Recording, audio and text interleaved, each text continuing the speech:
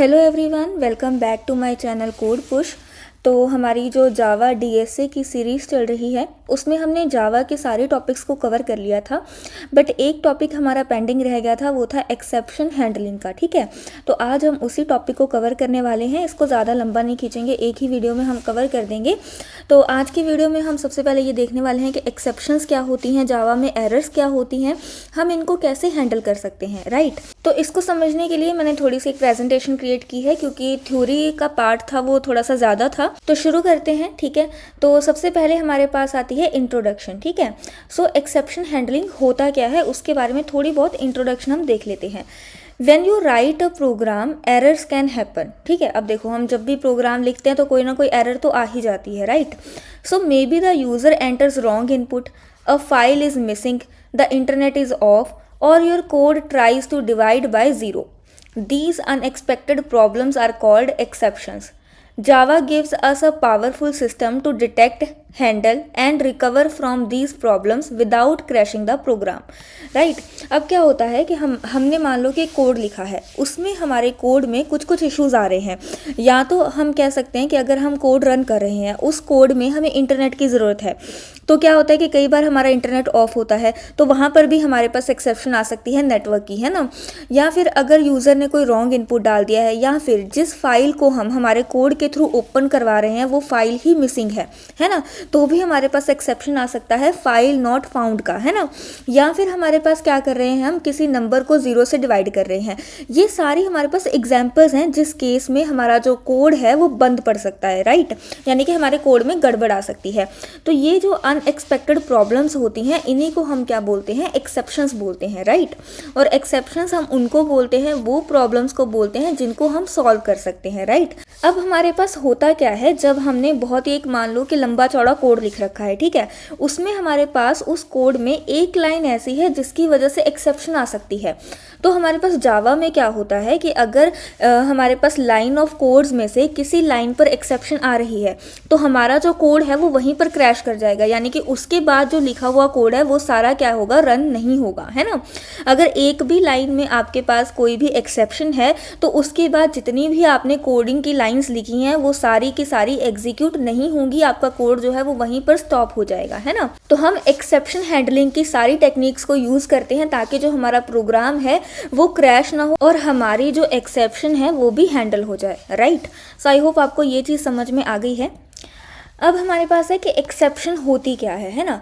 N exception is an event that happens during the execution of a program which breaks the normal flow, है ना।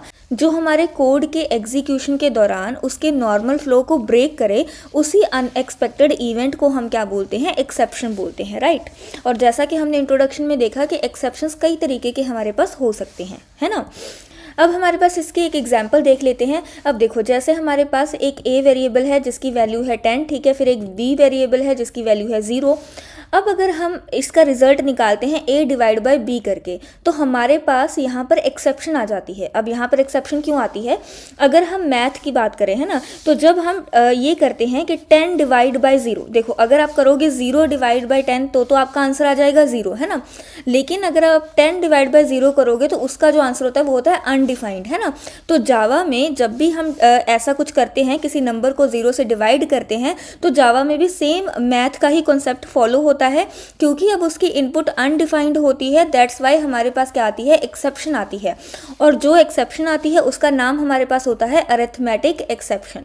Right, तो हमारे पास बहुत सारी अलग अलग एक्सेप्शंस होती हैं और हर एक एक्सेप्शन की अपनी क्लास होती है ना। यानी कि अब जब हम ये वाला कोड रन करेंगे तो हमारे पास कौन सी एक्सेप्शन आएगी, हमारे पास आएगी अरिथमेटिक एक्सेप्शन। ठीक है, सो अब एक्सेप्शन का इसका मतलब है, एक्सेप्शन का क्या मतलब है, समथिंग वेंट रॉन्ग, है ना। सो बेसिकली जो एक्सेप्शन होती है उसका यही मतलब होता है, समथिंग वेंट रॉन्ग। राइट, अब हमारे पास आती हैं, देखो एक होता है एक्सेप्शन और एक होता है एरर। एक्सेप्शन और एरर में क्या डिफरेंस है, ठीक है। तो एक्सेप्शन क्या होती है, problems that can be handled, ठीक है, वो प्रॉब्लम्स जिनको हैंडल किया जा सकता है उसे हम एक्सेप्शन बोलते हैं। अब एग्जांपल क्या है, फाइल नॉट फाउंड, है ना। अब मान लो कि हमने कोड लिखा हुआ है कि हम किसी फाइल को रीड करना चाहते हैं बट वो फाइल हमारे पास एग्जिस्ट ही नहीं करती, है ना, या फिर इंटरनेट डाउन हो गया, या फिर इनवैलिड नंबर हो गया, इनवैलिड इनपुट हो गया, है ना, या फिर इनवैलिड ऑपरेशन हो गया, जैसे 10/0 था, है ना। तो इन एक्सेप्शंस को हम हमारे कोड के थ्रू हैंडल कर सकते हैं, है ना। यानी कि वो प्रॉब्लम्स जो हमारे कोड में आती हैं जिनको हम क्या कर सकते हैं, खुद से कोड करके हैंडल कर सकते हैं, उनको एक्सेप्शंस बोलते हैं। एरर लेकिन वो होती है जिसको कोडर जो है वो अपने आप से हैंडल नहीं कर सकता, है ना। तो अब जैसे प्रॉब्लम्स आउटसाइड योर कंट्रोल, है ना, एरर क्या होती है, वो प्रॉब्लम्स जो आपके कंट्रोल के बाहर है। अब एग्जाम्पल है आउट ऑफ मेमोरी एरर, है ना। अब देखो अगर आपके पास मेमोरी की कमी है ना, तो उसको आप कोड के साथ हैंडल नहीं कर सकते। स्टैक ओवरफ्लो को हम आगे जाके डिटेल में डिस्कस करने वाले हैं, ठीक है। सो बेसिकली एरर्स क्या होती हैं जिनको हम हैंडल नहीं कर सकते, है ना। तो मेन जो एक्सेप्शन वर्सेस एरर है उसका एक ही पॉइंट है, errors can not be handled, exceptions can, right. अब हमारे पास जो जावा है, ठीक है, वो एक्सेप्शंस को 3 कैटेगरीज में डिवाइड करता है, ठीक है जी। अब हमारे पास जो पहली कैटेगरी है एक्सेप्शन की वो है चेक्ड एक्सेप्शंस, ठीक है। अब चेक्ड एक्सेप्शन का क्या मतलब होता है, verified by the compiler, you must handle them using try, catch और throws. Example file not found exception, IO exception, SQL exception. Basically checked exceptions वो होती हैं जिनको कंपाइलर पहले ही चेक कर लेता है कोड को रन करने से पहले, है ना।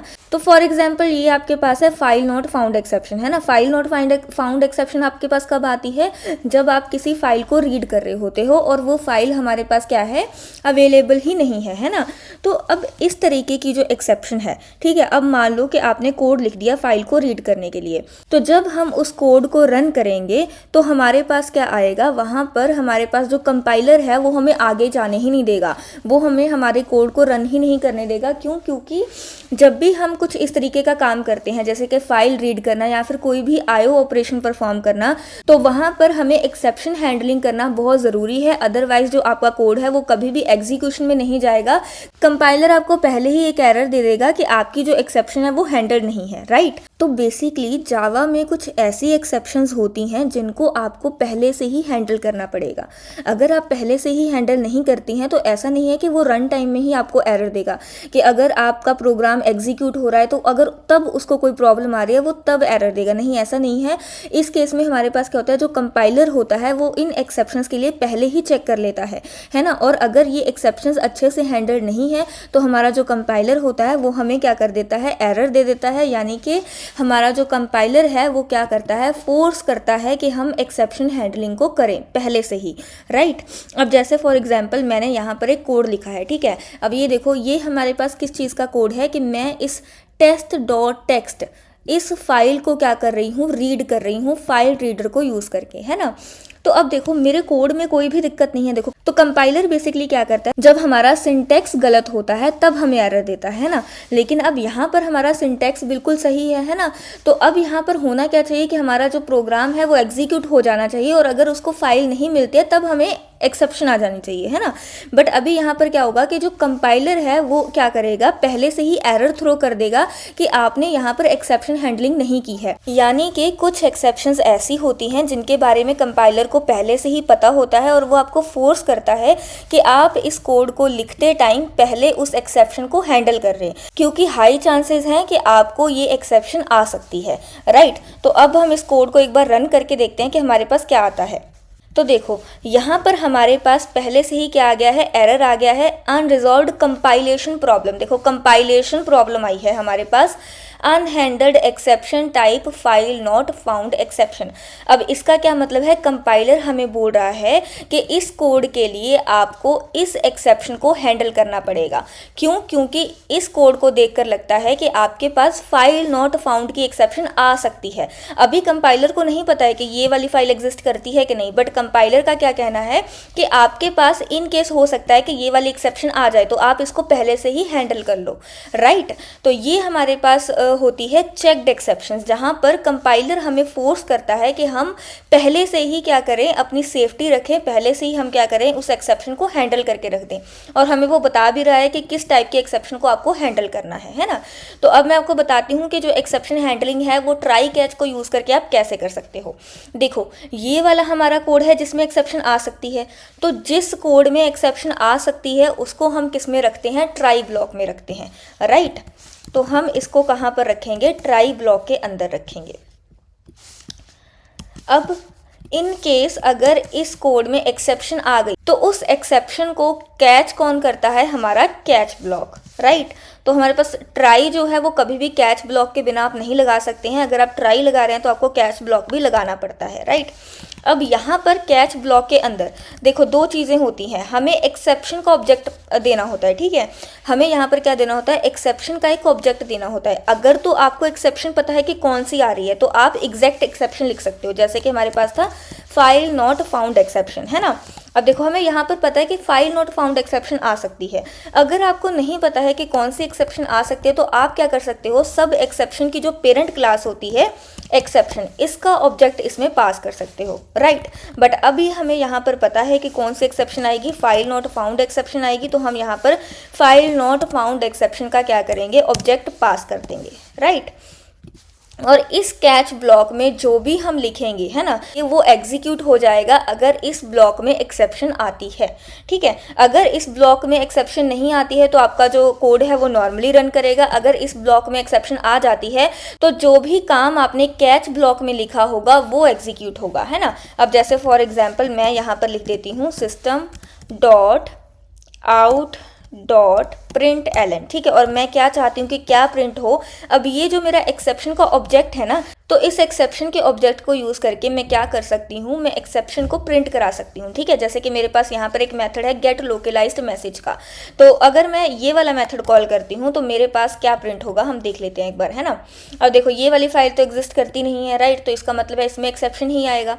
तो इसको एक बार रन करके देखते हैं। तो अब देखो मेरे पास क्या हुआ है, एक बार इसको मैं पुरानी आउटपुट को डिलीट कर देती हूँ, फिर से रन करते हैं। देखो अब मेरे कोड में कोई भी कंपाइलेशन एरर नहीं आई है, बल्कि इसने एक्सेप्शन को हैंडल कर लिया है और एक्सेप्शन का जो लोकलाइज्ड मैसेज था उसको प्रिंट करा दिया है ना। Test dot text no such file और डायरेक्टरी, ठीक है। तो ये मेरा था मैसेज जो मेरे एक्सेप्शन के अंदर आया था, ठीक है। तो आई होप आपको समझ में आया होगा कि हम इस ट्राई कैच के ब्लॉक को यूज करके कैसे एक्सेप्शंस को हैंडल कर सकते हैं, राइट। नेक्स्ट हमारे पास जो एक्सेप्शन का टाइप है वो है अनचेक एक्सेप्शन, ठीक है। अब अनचेक्ड एक्सेप्शन क्या होती है, जो रन टाइम पे आती है हमारे पास, है ना। तो इसमें हमारे पास कोई भी कंपाइलर जो होता है वो हमें फोर्स नहीं करता है पहले से एक्सेप्शन को हैंडल करने के लिए, है ना। ये एक्सेप्शन जो है वो रन टाइम पे अक्कर होती है, ठीक है। So not checked by compiler, occur during run time, ठीक है। अब इसकी एग्जांपल हमारे पास आ जाती है अरिथमेटिक एक्सेप्शन, ठीक है, जिसके बारे में हम ऑलरेडी देख चुके हैं। Null pointer exception, for example आप किसी नल ऑब्जेक्ट को अगर यूज कर रहे हो अपने कोड में तो आपके पास क्या आ सकती है, नल पॉइंटर एक्सेप्शन आ सकती है, ठीक है। Array index out of bound exception का क्या मतलब है कि अगर मान लो कि आपके एरे का साइज 5 है और आप क्या कर रहे हो कि उसके 6th इंडेक्स पर भी एलिमेंट डालने की कोशिश कर रहे हो। सो अनचेक एक्सेप्शन हमारे पास कौन कौन सी हो सकती हैं, arithmetic exception, null pointer exception, array index out of bound exception, ठीक है। इन तीनों एक्सेप्शंस को हम एक बार करके देख लेते हैं, राइट। अब मान लो कि मैं यहाँ पर क्या करती हूँ, एक वेरिएबल ले लेती हूँ, ठीक है। Int a is equals to 10, int b is equals to 0, right. तो अब हम यहाँ पर क्या करते हैं, int c is equals to a divide by b, है ना। और इसी c को हम क्या करा देते हैं, प्रिंट भी करा देते हैं, system dot out dot print LN, ठीक है। तो ये मेरा नॉर्मल सा कोड है। अब अगर हम इसको रन करें, अरिथमेटिक एक्सेप्शन, है ना, तो हमारे पास यहाँ पर कौन सी एक्सेप्शन आ गई है, अरिथमेटिक एक्सेप्शन। और अगर हम इसका मैसेज देखें तो क्या है, डिवाइड बाय 0, है ना, कि हमने किसी नंबर को क्या डिवाइड कर दिया है, 0 से डिवाइड कर दिया है, राइट। सो ये थी हमारी अरिथमेटिक एक्सेप्शन, ठीक है। जब भी हमारे पास कोई भी हम अरिथमेटिक ऑपरेशन परफॉर्म करते हैं तो उसके दौरान अगर कोई एक्सेप्शन आती है तो वो किस कैटेगरी में जाती है, अरिथमेटिक एक्सेप्शन में, है ना। अब अगर हमें देखना है नल पॉइंटर एक्सेप्शन के बारे में, है ना। सो नल पॉइंटर एक्सेप्शन में क्या होता है कि अगर हम किसी नल ऑब्जेक्ट को यूज़ कर रहे हैं, अब देखो हमने एक स्ट्रिंग का ऑब्जेक्ट बना लिया, ठीक है। मान लो कि ये मैंने एक स्ट्रिंग का ऑब्जेक्ट बना लिया और इसको मैं वैल्यू देती हूँ नल, यानी कि खाली, है ना। अब ये नल है। अब इसी नेम को, ठीक है, जिसकी वैल्यू नल है, अगर मैं यूज़ करूँगी तो क्या होगा, है ना। System dot out dot println, ठीक है। अब ये नेम है, ठीक है, स्ट्रिंग टाइप का है, तो मैं इसकी लेंथ गेट करने की कोशिश करती हूँ, राइट। तो अब देखो मैं एक नल ऑब्जेक्ट की लेंथ जो है वो गेट करने की कोशिश कर रही हूँ। तो अब यहाँ पर देखते हैं हमारे पास क्या एक्सेप्शन आती है। तो हमारे पास यहाँ पर कौन सी एक्सेप्शन आ रही है, नल पॉइंटर एक्सेप्शन, राइट। और इसका मैसेज क्या है, can not invoke string dot length because name is null, है ना। सो नल पॉइंटर एक्सेप्शन आपके पास कब आती है, जब आपका जो ऑब्जेक्ट है जिसको आप यूज़ कर रहे हो वो नल है, राइट। उसके बाद हमारे पास कौन सी एक्सेप्शन थी, array out of bound exception, है ना। अब मान लो कि मेरे पास एक एरे है, राइट। मान लो कि अब मेरे पास एक एरे है इंट का, ठीक है। इसका मैं ऑब्जेक्ट क्रिएट कर लेती हूँ, है ना। तो जब हम ऑब्जेक्ट क्रिएट करते हैं तो हम कैसे करते हैं, यहाँ पर हम साइज़ पास कर देते हैं, ठीक है। तो अब इसका साइज़ मैंने रखा है 5, यानी कि 0 से लेकर 4th इंडेक्स तक हम इसमें वैल्यूज़ डाल सकते हैं, ठीक है। तो अब मैं यहाँ पर क्या कर रही हूँ, मैंने 0th इंडेक्स पर वैल्यू डाल दी,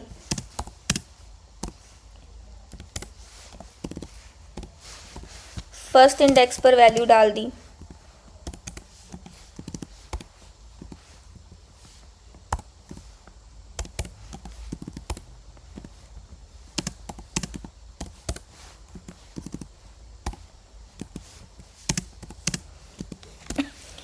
तो यहाँ पर देखो इसका साइज़ 5 था और मैंने 5 एलिमेंट्स मेरे एरे में इंसर्ट कर दिए, ठीक है। अब मैं इसको रन करती हूँ तो ओके है ना, कोई भी एक्सेप्शन हमारे पास नहीं आई है। बट अगर अब मैं यहाँ पर क्या करूँ, क्योंकि इसका साइज़ तो 5 है, बट अगर मैं 5 की बजाय 6 एलिमेंट्स को ऐड करने की कोशिश करूँ इस सेम एरे में, है ना, तो मेरे पास क्या आएगा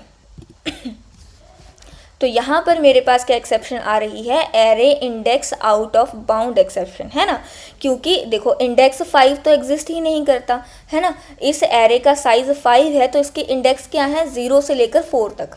अब मैं यहाँ पर 5th इंडेक्स में क्या कर रही हूँ, एलिमेंट डालने की कोशिश कर रही हूँ, लेकिन 5th एलिमेंट तो एग्जिस्ट ही नहीं करता। तो इसलिए मेरे पास यहाँ पर कौन सी एक्सेप्शन आई है, array index out of bound exception, ठीक है। तो अब हम एक चीज़ और समझते हैं, ठीक है। तो देखो अब ये मैंने बनाया है एक एरे जिसमें मैंने एलिमेंट्स ऐड कर रखे हैं, है ना। अब मैं क्या करती हूँ, यहाँ पर मैं कुछ और स्टेटमेंट्स भी प्रिंट कराती हूँ, ठीक है। System dot out dot println, ठीक है। और यहाँ पर हम प्रिंट कराएंगे आफ्टर द एक्सेप्शन, है ना, आफ्टर द एक्सेप्शन।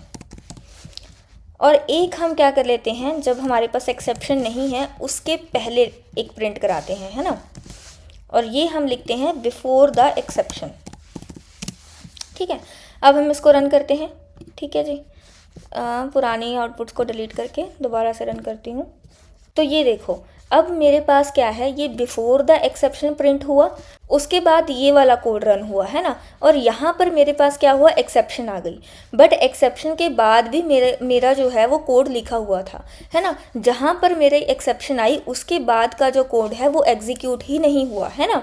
तो अब इसका मतलब क्या है कि अगर हमारे पास कोई भी कोड हमने लिख रखा है और किसी पॉइंट पर एक्सेप्शन आ जाती है तो उसके बाद चाहे आपने कितना भी लंबा कोड लिखा हो वो एग्जीक्यूट ही नहीं होगा।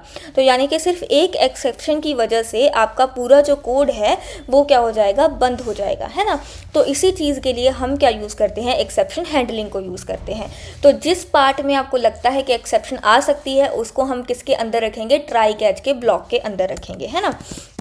तो अब यहाँ पर मैं क्या करती हूँ, इस ट्राई कैच के ब्लॉक में, ठीक है, इस चीज़ को रख देती हूँ क्योंकि यहाँ पर मेरे पास एक्सेप्शन आएगा इस पॉइंट पर, ठीक है। और कैच ब्लॉक में मैं यहाँ पर क्या करती हूँ, देखो एक्सेप्शन कौन सी है, अरिथमेटिक एक्सेप्शन है, सॉरी, तो एक्सेप्शन मेरे पास कौन सी है, array index out of bound exception, है ना। तो इस चीज़ का मैं यहाँ पर ऑब्जेक्ट पास कर दूँगी, ठीक है। तो अब इस कैच ब्लॉक में मैं प्रिंट करवा लेती हूँ system dot out dot println, और यहाँ पर हम प्रिंट करा देते हैं एक्सेप्शन कोड, है ना। तो अब क्या होगा, अब ये जो हमारा ट्राई कैच ब्लॉक है ये एक्सेप्शन को ग्रेसफुली क्या करेगा, हैंडल करेगा।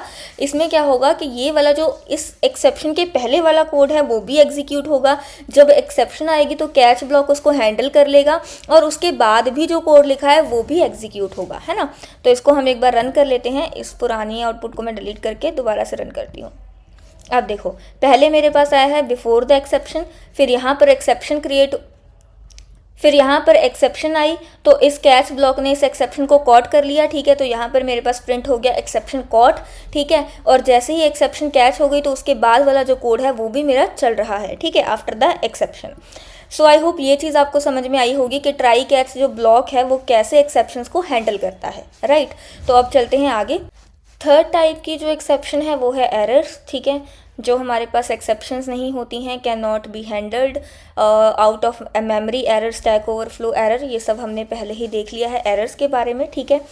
सो ये थे हमारे पास टाइप्स ऑफ एक्सेप्शन इन जावा, ठीक है। अब नेक्स्ट चलते हैं, ये है हमारे पास एक्सेप्शन की हायरार्की। देखो जावा में सबसे पहले क्या होता है कि जितनी भी क्लासेस होती हैं, ठीक है, उन सब की क्या होती है, पेरेंट क्लास एक ही होती है, दैट इज़ ऑब्जेक्ट, है ना। तो जावा में सब क्लासेस का जो पेरेंट क्लास होती है वो क्या होती है, ऑब्जेक्ट होती है। फिर उसके बाद हमारे पास एक्सेप्शन की जो सुपर क्लास है वो है थ्रोएबल, ठीक है। थ्रोएबल के अंदर हमारे पास दो क्लासेस आती हैं, एक्सेप्शन एंड एरर, है ना। और एक्सेप्शन के अंदर भी हमने देख लिया है हमारे पास दो तरीके की एक्सेप्शंस होती हैं, एक होती है रन टाइम एक्सेप्शन और दूसरी होती है चेक्ड एक्सेप्शन, है ना। नेक्स्ट हमारे पास है व्हाट इज थ्रोएबल, है ना। अब देखो यहाँ पर हमने ये देखा है एक्सेप्शन और एरर की जो सुपर क्लास है वो है थ्रोएबल। अब थ्रोएबल का क्या मतलब होता है ना। So throwable means anything that can be thrown when something goes wrong, है ना। तो थ्रोन का क्या मतलब है कि वो चीज़ जो थ्रो की जाती है जब कोई भी चीज़ रॉन्ग हो जाती है। अब यहाँ पर क्या हो रहा है कि जब हमारे पास हमारे कोड में कोई भी चीज़ गलत होती है तो हम क्या करते हैं, एक्सेप्शन थ्रो करते हैं, है ना। So there are two main child under throwable, that is exception and error, है ना। सो ये हमारा था एक्सेप्शन हैंडलिंग के बारे में थोड़ा सा बेसिक, आई होप आपको अच्छे से समझ में आ गया होगा, ठीक है। अब एक्सेप्शन हैंडलिंग को हम ट्राई कैच ब्लॉक यूज़ करके कैसे कर सकते हैं ये भी हमने देख लिया है। अब हम आगे देखते हैं कुछ और कंसेप्ट्स, ठीक है।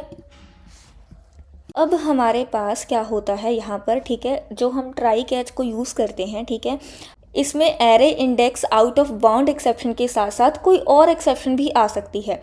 तो इस चीज़ के लिए अगर हमारे पास ऐसा है कि सेम ही कोड में हमारे पास अलग अलग एक्सेप्शंस भी आ सकती हैं तो हम क्या यूज़ कर सकते हैं, एक ही ट्राई ब्लॉक के साथ मल्टीपल कैच ब्लॉक्स को भी यूज़ कर सकते हैं, राइट। तो देखो अगर हमारे पास array index out of bound exception आती है तो हम यहाँ पर क्या प्रिंट करा देंगे, array out of bound exception, है ना।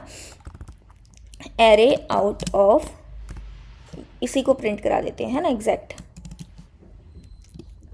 कि इसको हमने कॉट कर लिया है। और एक और यहाँ पर हम कैच ब्लॉक लगा देते हैं कि इन केस अगर हमारे पास कोई और एक्सेप्शन आ जाती है ना। तो अब कोई और एक्सेप्शन किसी भी टाइप की हो सकती है, तो हम यहाँ पर लिख रहे हैं नॉर्मली एक्सेप्शन, है ना। तो यहाँ पर हम क्या प्रिंट करा देंगे, system dot out dot print LN, ठीक है। कि अगर हमें पता नहीं है कि कौन सी एक्सेप्शन आ गई है तो हम यहाँ पर प्रिंट करा देंगे समथिंग वेंट रॉन्ग, राइट। तो इस तरीके से अगर हमें लगता है कि इस कोड में कोई भी एक्सेप्शन आ सकती है, कोई array index out of bound exception भी आ सकती है या इसके अलावा कोई और एक्सेप्शन भी आ सकती है, तो हम क्या कर सकते हैं, मल्टीपल कैच ब्लॉक्स को यूज़ कर सकते हैं, राइट। सो आई होप ये चीज़ आपको समझ में आ गई होगी, ठीक है। अब इसको अगर हम रन करते हैं तो हमारे पास क्या है, क्योंकि अब हमारे पास कौन सी एक्सेप्शन आई है, array index out of bound exception I है, तो हमारे पास ये चीज़ प्रिंट हो गई है, array index out of bound exception, है ना। अगर हमारे पास इसके अलावा कोई और एक्सेप्शन आई होती तो हमारे पास प्रिंट होता समथिंग वेंट रॉन्ग, है ना। अब ट्राई कैच ब्लॉक के बाद हम डिस्कस करेंगे फाइनली ब्लॉक के बारे में, है ना। तो जब हम ट्राई कैच यूज़ करते हैं तो कैच ब्लॉक के बाद एक और ब्लॉक हम ऐड कर सकते हैं, दैट इज़ फाइनली ब्लॉक, है ना। तो अब हमारे पास क्या होता है, अगर हम फाइनली ब्लॉक ऐड करते हैं एक, है ना, यहाँ पर, राइट। तो अब फाइनली ब्लॉक का क्या कंसेप्ट होता है कि देखो जो कैच ब्लॉक है वो कब एग्जीक्यूट होता है, कैच ब्लॉक तब एग्जीक्यूट होता है अगर ट्राई ब्लॉक के अंदर लिखे कोड में कोई एक्सेप्शन आ जाए, है ना। बट जो फाइनली का ब्लॉक है वो चाहे एक्सेप्शन आए चाहे एक्सेप्शन ना आए तब भी एग्जीक्यूट होता है, यानी कि फाइनली ब्लॉक हमेशा एग्जीक्यूट होता है। और इसको हम क्यों यूज़ करते हैं, इसको हम फाइनल क्लीनअप के लिए यूज़ कर सकते हैं। तो मान लो कि हमारे पास ट्राई ब्लॉक के अंदर काफ़ी सारा कोड लिख रखा है ना, और उसमें हमने क्या कर रखा है कि किसी क्लास को ओपन कर लिया है या किसी फाइल को ओपन कर लिया है ना। और उसी बीच हमारे पास एक एक्सेप्शन अकर हो जाती है और जो हमारी एग्जीक्यूशन है वो ट्राई ब्लॉक से हटकर कैच ब्लॉक में आ जाती है ना। तो जो हमने ट्राई ब्लॉक के अंदर कोई क्लास या कोई फाइल ओपन की थी उसको हम क्लोज ही नहीं कर पाते है ना। तो वो सारी जो चीज़ें हैं वो आप कहाँ पर कर सकते हैं, वो आप फाइनली ब्लॉक के अंदर कर सकते हैं, है ना। कि अगर ट्राई ब्लॉक के अंदर आप कोई भी फाइल ओपन कर रहे हो या क्लास ओपन कर रहे हो और उसकी आपको क्लोजिंग स्टेटमेंट देनी है तो आप उसको फाइनली ब्लॉक में लिख सकते हो, क्योंकि जब आपके पास एक्सेप्शन अकर होती है उसके बाद आपका जो कोड है वो कैच ब्लॉक वाला एग्जीक्यूट होता है, बट साथ साथ में फाइनली ब्लॉक वाला भी एग्जीक्यूट होता है, राइट। तो यानी कि जो आपका क्लीनअप कोड है वो आप फाइनली ब्लॉक के अंदर लिख सकते हैं, है ना।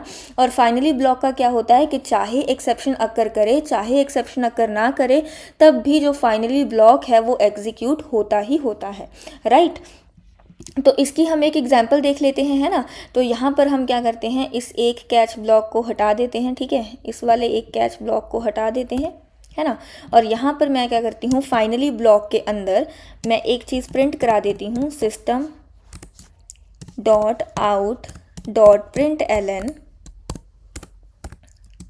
है ना, code is completed successfully, right. कि हमारा जो कोड है वो सक्सेसफुली हो चुका है ना, कंप्लीट हो चुका है। तो अब हम इसको रन करके देख लेते हैं, है ना। तो ये देखो, सबसे पहले हमारा क्या हुआ, जो पहले वाला कोड था, ठीक है, वो हमारा एग्जीक्यूट हुआ, बिफोर द एक्सेप्शन हमारे पास प्रिंट हुआ। उसके बाद हम ट्राई ब्लॉक के अंदर गए तो हमारी एक्सेप्शन अकर हुई, और एक्सेप्शन जब अकर होती है तो हम कैच ब्लॉक के अंदर आ जाते हैं, और कैच ब्लॉक के अंदर हमारे पास क्या प्रिंट हो रहा था, समथिंग वेंट रॉन्ग, है ना। और कैच ब्लॉक के बाद हमारे पास क्या प्रिंट हुआ है, फाइनली ब्लॉक के अंदर लिखा हुआ code, that is code is completed successfully, right. So I hope आपको समझ में आ गया होगा कि फाइनली ब्लॉक को आप कैसे यूज़ कर सकते हैं, है ना। तो अब देखो, अब अगर मैं यहाँ पर इस चीज़ को हटा दूँ कि कोई एक्सेप्शन अकर हुई ही नहीं है ना, हम सिर्फ नॉर्मली ट्राई ब्लॉक के अंदर गए हैं, system dot out dot print LN, है ना, और इसके अंदर मैंने लिख दिया है इन, कि हम ट्राई ब्लॉक के अंदर हैं, है ना।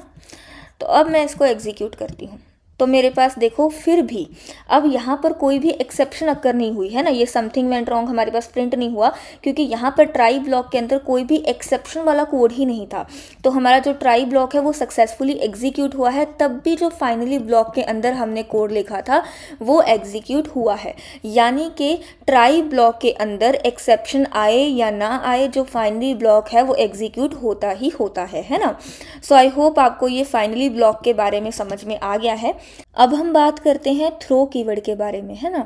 अगर हम इसकी डेफिनेशन देखें तो थ्रो कीवर्ड होता क्या है, the throw keyword in Java is used to explicitly and manually raise an exception within a method और a block of code. This is useful for signaling unusual condition has occurred at a specific point in the program, often based on custom logic or invalid input, है ना। तो अब throw का क्या मतलब है, देखो अभी तक हमने क्या देखा था कि हमारे पास एक्सेप्शन जो होती है वो खुद से अकर होती है ना, जब हमारे कोड में दिक्कत होती है। जैसे कि अगर हमारे पास एरे है जिसका साइज़ 5 है, लेकिन हम उसमें 5 से ज़्यादा एलिमेंट को इंसर्ट करने की कोशिश कर रहे हैं, तो हमारे पास array out of bound exception आती है, ठीक है। और अगर हम क्या कर रहे हैं, किसी नल ऑब्जेक्ट को यूज़ कर रहे हैं ना, तब हमारे पास नल पॉइंटर एक्सेप्शन आती है। या फिर अगर हम क्या कर रहे हैं, किसी भी नंबर को 0 से डिवाइड करने की कोशिश कर रहे हैं, तो हमारे पास अरिथमेटिक एक्सेप्शन आती है ना। तो ऐसे बहुत सारी हमारे पास एक्सेप्शंस अकर होती हैं जब हमारे कोड में प्रॉब्लम होती है। लेकिन अब थ्रो कीवर्ड का क्या यूज़ है कि अगर हम हमारे ब्लॉक ऑफ कोड में किसी पॉइंट पर खुद से, है ना, मैनुअली कोई एक्सेप्शन को रेज करना चाहते हैं तो हम थ्रो कीवर्ड का यूज़ करते हैं, है ना। अब फॉर एग्जांपल मैं आपको बताती हूँ यहाँ पर, ठीक है। अब मान लो कि मैंने एक ट्राई कैच ब्लॉक बनाया है, ठीक है। तो अब ये मैंने एक ट्राई कैच ब्लॉक बना दिया है। अब मैं चाहती हूँ कि मैं खुद से, ठीक है, ये चीज़ करूँ कि अरिथमेटिक एक्सेप्शन अकर हो किसी कंडीशन पर। तो अब मैं उस अरिथमेटिक एक्सेप्शन को पहले तो कैच करूँगी, है ना। सो यहाँ पर मैं लिख देती हूँ कि अरिथमेटिक एक्सेप्शन आएगी मेरे पास ट्राई ब्लॉक के अंदर, उसको मुझे कैच करना है ना। अब ये जो एक्सेप्शन है इसको मैं खुद से कैसे मैनुअली जो है वो कैसे दिखा सकती हूँ, है ना। तो अब मान लो कि मेरे पास यहाँ पर मैंने क्या करा दिया है, एक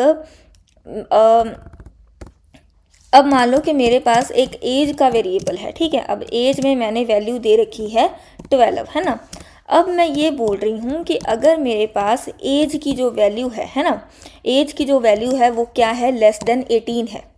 अगर मेरे पास एज की वैल्यू लेस देन 18 है तो मैं चाहती हूँ कि अरिथमेटिक एक्सेप्शन अकर हो जाए, है ना। तो इस चीज़ को करने के लिए मैं क्या यूज़ करूँगी, थ्रो कीवर्ड का यूज़ करूँगी, है ना। अब थ्रो कीवर्ड मैं किसके साथ यूज़ कर सकती हूँ, इस अरिथमेटिक एक्सेप्शन के ऑब्जेक्ट के साथ यूज़ कर सकती हूँ, है ना। तो मैं क्या करूँगी, अरिथमेटिक एक्सेप्शन का एक ऑब्जेक्ट क्रिएट करूँगी, ठीक है। सो अरिथमेटिक एक्सेप्शन है मेरे पास, ठीक है। सो इसका हम ऑब्जेक्ट क्रिएट कर लेते हैं न्यू अरिथमेटिक एक्सेप्शन करके, ठीक है। और इस एक्सेप्शन को अब मैं क्या कर दूंगी, थ्रो कर दूंगी, राइट, ठीक है। तो इसको हम इस तरीके से भी लिख सकते हैं, इसको हम क्या कर सकते थे, वन लाइन में लिखने के लिए हम सीधा इस तरीके से भी लिख सकते थे कि आपको ये एक्सेप्शन क्या करनी है, थ्रो करनी है ना, ठीक है। तो आप दोनों तरीके से लिख सकते हैं। तो अब मैंने यहाँ पर क्या लिख दिया है कि अगर एज जो है वो 18 से कम है तो अपने आप ही ये वाली जो एक्सेप्शन है वो अक्कर हो जाए, है ना। तो यहाँ पर हम क्या कर रहे हैं, यहाँ पर हमारे कोड में कोई गड़बड़ नहीं है, ठीक है, हमारे सिंटेक्स में कोई गड़बड़ नहीं है, बट हम यहाँ पर मैनुअली एक्सेप्शन को क्या कर रहे हैं, थ्रो कर रहे हैं, ठीक है। तो अब इसको मैं यहाँ पर भी मैं क्या कर देती हूँ, प्रिंट कर देती हूँ system dot out dot print LN, ठीक है। अब यहाँ पर क्या प्रिंट होना चाहिए, लोकलाइज्ड मैसेज, है ना। तो अब मेरे पास यहाँ पर क्या आया है, नल आया है। अब देखो नल क्यों आया, देखो हमने तो क्या प्रिंट कराया था, गेट लोकलाइज्ड मैसेज। इसका मतलब ये जो लोकलाइज्ड मैसेज है ये हमें नल मिल रहा है। और ये हमें नल क्यों मिल रहा है, क्योंकि ये जो एक्सेप्शन है ना, ये हमने खुद से कस्टम क्रिएट की है। यानी कि अब इस एक्सेप्शन को हमें मैसेज भी पास करना होगा कि अगर ये एक्सेप्शन थ्रो होती है तो यहाँ पर मैसेज मेरे पास क्या प्रिंट होगा, है ना। जो मैसेज इसको मैं पास करूँगी वही मुझे गेट लोकलाइज्ड मैसेज के मेथड में रिटर्न होगा, राइट। तो यहाँ पर मैं क्या करती हूँ, एक मैसेज दे देती हूँ, ठीक है।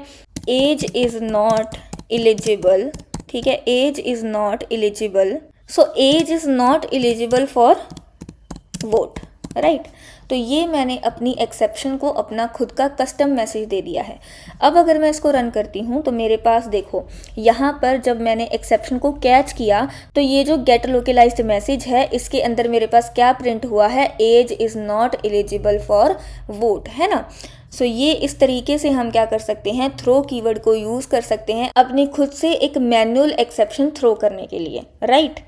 सो आई होप ये आपको थ्रो कीवर्ड के बारे में समझ आ गया होगा। अब नेक्स्ट हम बात करेंगे थ्रोज कीवर्ड के बारे में, ठीक है।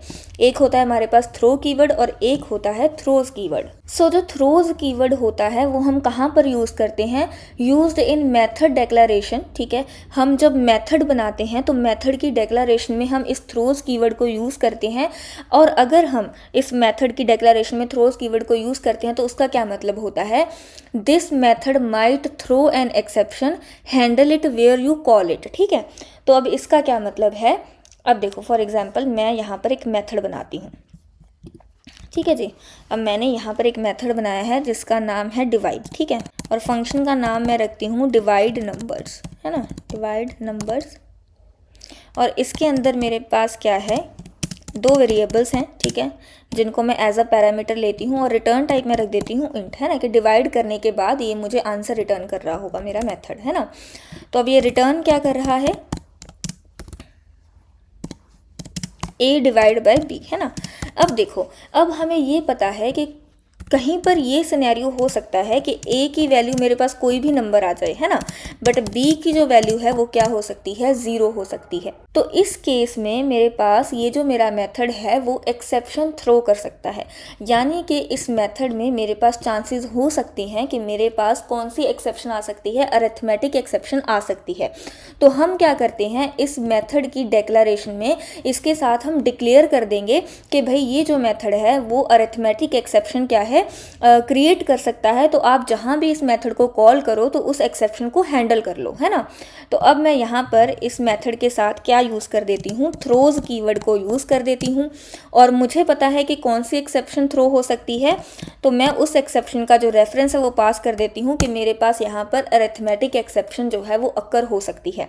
तो अब जहाँ भी हम इस मेथड को कॉल करेंगे हमें क्या करना पड़ेगा, इस मेथड की एक्सेप्शन को हैंडल करना पड़ेगा, है ना।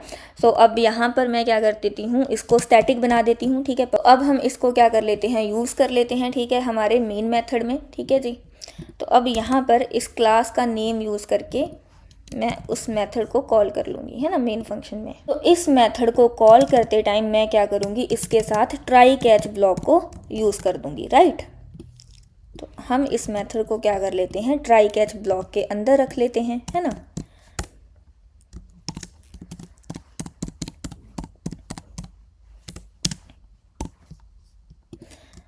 और यहाँ पर अगर हमारे पास एक्सेप्शन अगर हो जाती है तो हम यहाँ पर क्या प्रिंट कराएंगे,